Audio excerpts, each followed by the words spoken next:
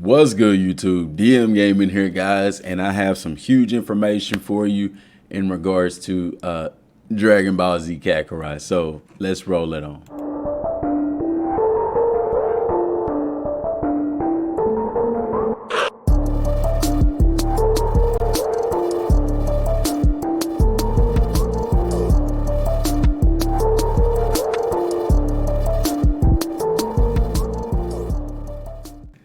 All right, guys, what's going on? Dmgaming here, y'all. And I don't know if y'all remember this particular video here that we did. This was back December 23rd. It was Dragon Ball Z Kakarot Potential Hours of Playtime.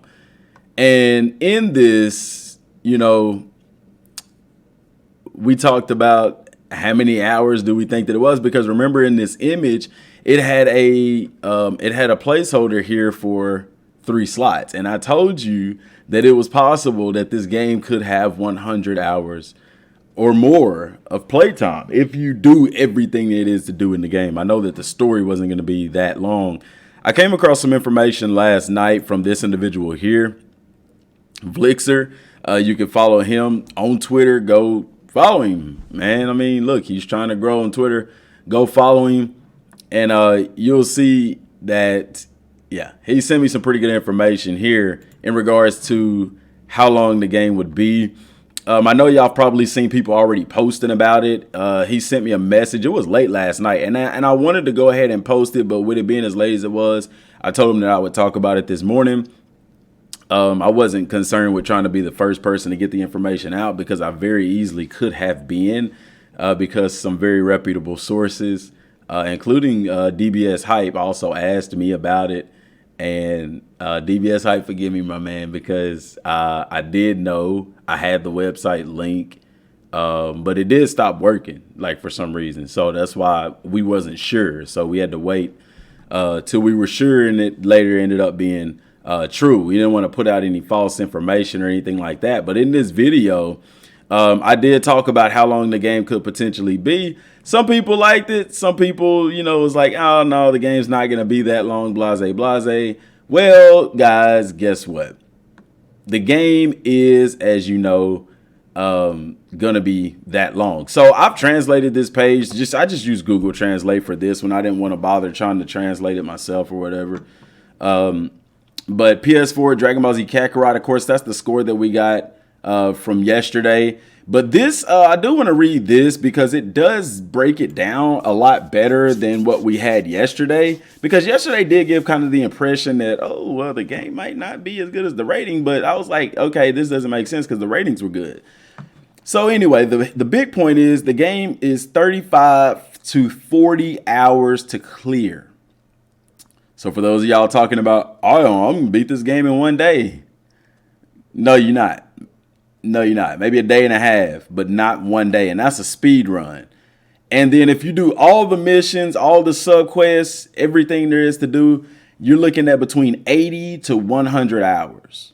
And I don't know if this includes like leveling up your characters to the max and things like that. But regardless, I'm looking at doing everything there is to do. So if you're one of those like me, you're looking at 100 hours of playtime in this game. And just going back over some of the stuff that was better, it's better said here. The world of anime is rather than reproduction. I'd say better than reproduction. The battle fights with grenade, bargaining, barraging by high speed movement excites the Z Warrior's mood. This translation is, yeah, I mean, it is what it is. Volume of adventure. Let me turn this light down some, man. Okay, it says there, volume adventure that does not end with chopstick rest. So there's a ton of volume into the game. That's what they're saying there. Slight work for collecting orbs and cooking. So there is, which I know that. Guys, here's the thing. And there was a comment that said yesterday, and I pinned it at the top of yesterday's video because it's true. In that we already know, I set the expectation for that a little bit high, not high. I mean, I set the expectation, I feel like, in previous videos about this, because number one, as far as the area being dense and stuff like that, we already knew that, or not dense, but rather empty. I told y'all, it's a Dragon Ball Z game. People were complaining because, oh, there's no populated NPCs, this and that. Guys, watch the anime. When they're in the wilderness, it is empty. It is. It's going to be empty. You see what I'm saying? And the same thing for whenever they're in the city, that's where all the people are. So, don't, gotta take that stuff and go with it. That's what they're telling you. Like, that's how the game is. As I said, it's wonderful to be able to experience a battle like Dragon Ball. With easy operation, it is pleasant to fly around an open world or open field with dance aerial art, or he's talking about spinning around and all that kind of stuff. It was good that the map was a little easier to see. The original scene, the reproduction is impressive.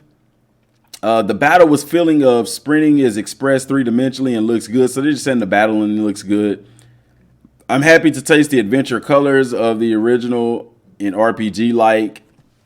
And that's just saying they like the way the game looks in RPG style. It plays well. The density and variety of play with respect to the size of space, a little discovery is not enough. So basically they're saying as large as the areas are, they're not very dense as far as things that's going on for the most part. It says a little discovery. There are little things to discover. We know that the game isn't just made for exploration. There is exploration elements to the game though. But like I said, that's something that I've told y'all. It's Dragon Ball Z. You go into the anime, there's not a lot of stuff in the wilderness. That's where most of the fights and stuff take place. That's where people hide and stuff like that. If you want people, if you want population, go into the city. You see what I'm saying? But here it says the variety of play. It's not saying that there's not things to do. It's just not a whole lot of variety, which we already know that. You have hunting for goods. You have fishing. You have training, and you have subquests. I mean, it's like 4 things. Like there's not like a million things to do. And then, yeah, you got the car races and stuff like that, but we already know these things, okay? That's why I set that expectation early, because I'm already knowing this. Okay, if they're making a game that's just like the anime, I don't expect for there to be a million things to do. Goku basically ate, trained, and fought. That's 3 things. You see what I'm saying? And yeah, he had to catch food and stuff, but we're doing exactly what was done in the anime. Okay. Considerations such as always, being able to display the operation method is good. And what they mean by that is whenever you're fighting on the screen, you have that thing to the side that tells you how to do everything, which you can minimize that. Okay. The field where the color and textures of the original is reproduced is fresh, so you can see. So you can take a departure until you are comfortable. I don't understand that, but abundant collection of elements that catch the hearts of fans. The battle is SFC version play sensation. I don't know. I don't understand what he said about that. But reading this gives more hint that the game is good. The only negative or knock to the game that I've seen was this right here. That the areas are large, very large, which we know that. But they're so large that everything is spread out so much that it's not very dense as far as stuff to do in those areas.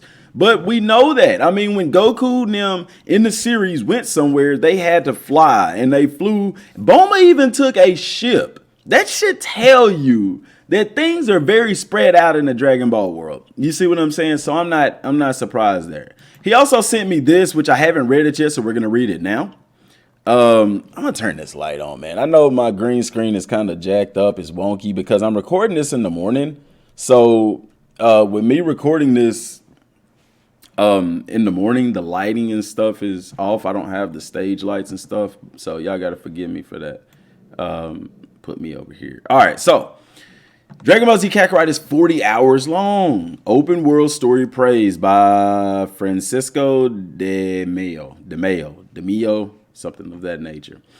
Okay, let's see what it says here. The average length of Dragon Ball Z Kakarot has been revealed, and that is the average length. That's the story mode, along with some other new details on the game. According to the recent review published by Famitsu, Dragon Ball Z Kakarot is around 40 hours long without side content. So that is just the story.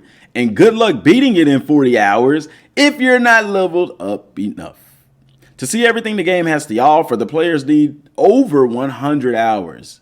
The Famitsu review also praised how the original Dragon Ball story has been reproduced in the game and the open world experience, which gives the game a slightly bigger scope and provides some variation in the gameplay experience with mechanics like Dragon Ball searching and cooking. The game also features plenty of collectibles and smooth controls. Dragon Ball Z Kakarot features the entirety of the Dragon Ball Z story, starting from Radish or Raditz. Raditz is actually, that's what it means. It means radish. Landing on Earth, the game is also going to feature side content starring characters who don't have a huge role in the main story, expanding the experience considerably. Releasing on the 17th of January, just 3 weeks from now. Wow, that was this article was written a while ago. When was this article written? It was posted an hour ago. This is a clip from somewhere, I guess. Releasing on the 17th of January, just 3 weeks from now, Dragon Ball Z Kakarot is genuinely looking like the best Dragon Ball Z game to have been released, period. While the controls, from my experience, will take a little getting used to, I can honestly imagine Dragon Ball Z Kakarot being one of, if not the most well-received games based on the anime. From the time I've spent with it, it's certainly looking like it'll be my favorite, provided the game carries out with the quality and diversity shown in its first 3 hours of play. This was a snippet, I want to say, from Polygon that I read. I remember seeing this on Polygon's article. And what he's saying is he played the demo, and he's saying, man, if the game carries on like that, it's going to be awesome. Dragon Ball Z Kakarot will launches on January 17th on PC, PlayStation 4, and Xbox One worldwide. Y'all, that is dope. That's dope. I mean, the game is getting good praises, and everything that we read here, tell me if I'm wrong in the comment section down below. Have we not talked about this? So for those people who have knocked Dmgaming for pre-rating the game, telling you exactly how the game is going to be, people who have reviewed the game are literally saying the exact same thing. And that's fine, because I got into it with a guy on Reddit yesterday about that, because, I feel like the game, he was telling me that I shouldn't rate the game before I play it.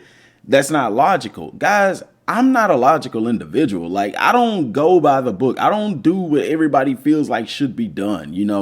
People will come to the channel and tell me, somebody told me yesterday in the comment section, take your face cam off, you would get more views. Hey, your intro is getting boring, take it away. Guys, you come into the comment section doing that, bro, I'm not gonna do it. I'm gonna do what I want to do with my channel because it's my channel. You see what I'm saying? Like, I mean, helping me out with stuff, like some people have helped me out, like as far as like searching for different stuff on like the YouTube videos, how to rewind time and stuff like that using the keyboard. I welcome stuff like that. Helping me out like that is cool, but telling me what to do on my channel, that's not gonna work. Like, I'm gonna do what's in my heart and on my mind to do, because that's what's gotten me this far. Now, there's always room for improvement and things like that, but me putting my face on here, that is an improvement to the video. You see what I'm saying? As opposed to having what I used to have with the background and stuff like that.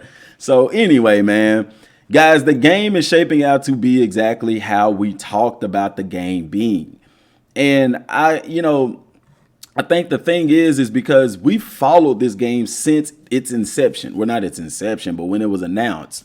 So naturally, we're going to know and understand a lot more about the game, especially if you've been following the channel. You're going to know more about the game than people now, because people now are just now getting into it and they're looking at stuff and they're like, well, the game may be okay, or don't want to pre-rate it. I'm like, bro, I've seen everything about the game that there is to see publicly. I haven't seen anything secretive or private or anything like that, but everything that they've shown, I've studied it down to a T for an entire year. I know more about it, and I feel comfortable saying that, yeah, this game is going to be a lot better than people think it may be. You see what I'm saying? I wouldn't be surprised if this game from IGN gets a 9, possibly even a 10. I would not be surprised. I think it's better than an 8 from what I'm reading, from what I'm seeing, But, that goes to show, I know people don't care, about IGN and stuff like that, whatever. The ratings, the people ratings is what matters the most. And I believe that if you're a Dragon Ball fan and you pick up this game and you play this game,